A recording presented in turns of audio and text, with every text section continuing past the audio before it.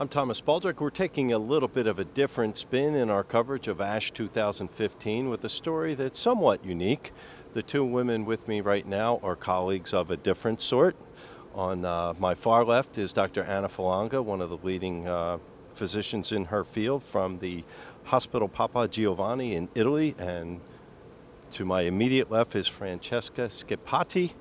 You are interesting colleagues, and how do we describe that? Mother and daughter. Mother and daughter. Oh, you are a mini-me. And let's start with you. What is it like to have your only child kind of follow in your footsteps? No, it's very nice. I didn't imagine that in my life before because actually I do not remember. I never said to Francesca to go on my path or our path because also my husband is a medical doctor, although he is a kidney doctor. So, and Francesca followed exactly my passion for hematology. So I didn't push her, but it happened. And when she started to go to the medical school, we were kind of surprised, both my husband and I. But on the other hand, we were pleased because we thought we didn't do much bad with her, because we always felt a little bit guilty because we were busy, we were on call, very often away.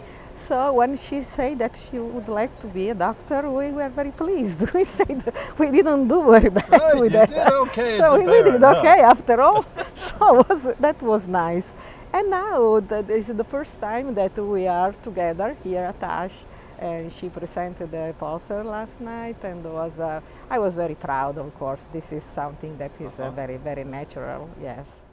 So Francesca, what's it like for you? Is this just mama, or do you recognize her status in her field? I think it's both things. I, of course, recognize her status, and I think, of course, I'm admired about the great job she did, and this, of course, it inspired me, her and my dad.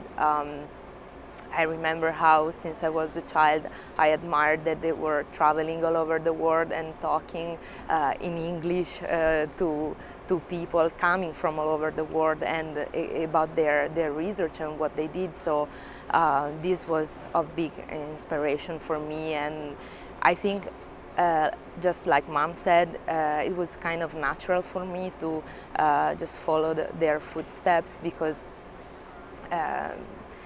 because it was a great thing, and as professionals and human beings too. So.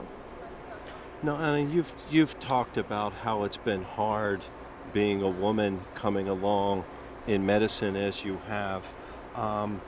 Knowing that was the case for you, do you think it's different for your daughter now? Unfortunately, I don't think it's too much different. It's a little bit different from the time I started, but it has not been changing a lot.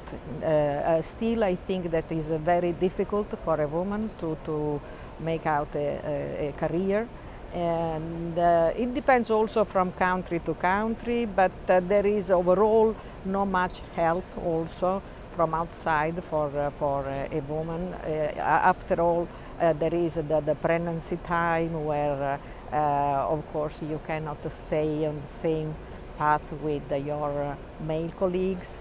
And there is the risk that also for the way the women think, that you become less interested for a while, and that is a sort of cutting you out without a particular reason, and then it's difficult to pick up. But now I think that there are possibilities. We are working also with other colleagues to help the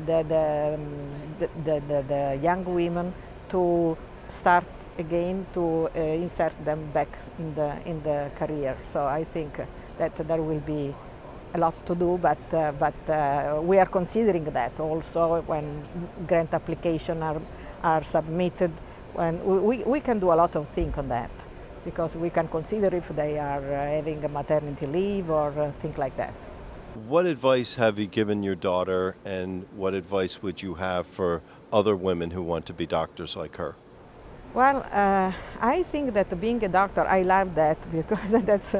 I think that is something that makes you feel better because you do something for the health of the people, and if you really think of that and believe in what you do, I think for a woman it will be double of the work. But if you really believe in that, you should just continue because things then change. The children grow up, they go away, so everything goes back to normality and you can keep up with all others. So there is no problem. Francesca, I'm not going to use the word older, but I'll say, what advice do you have as a younger doctor for more experienced doctors? What do they need to learn from the younger doctors of today? What do they need to learn? Technology. Technology, huh? No, It's I true. think, yeah, in some ways it's true because now the world is changing very fast and there are so many tools we can use to go faster in patients' care, in research, so the communication, yes, so definitely, but I think that the older generations physicians already are on following this. The world is changing very quickly and I think we are already on that direction, but of course young people just are born in this situation, so of course for them it's just much easier to get into it.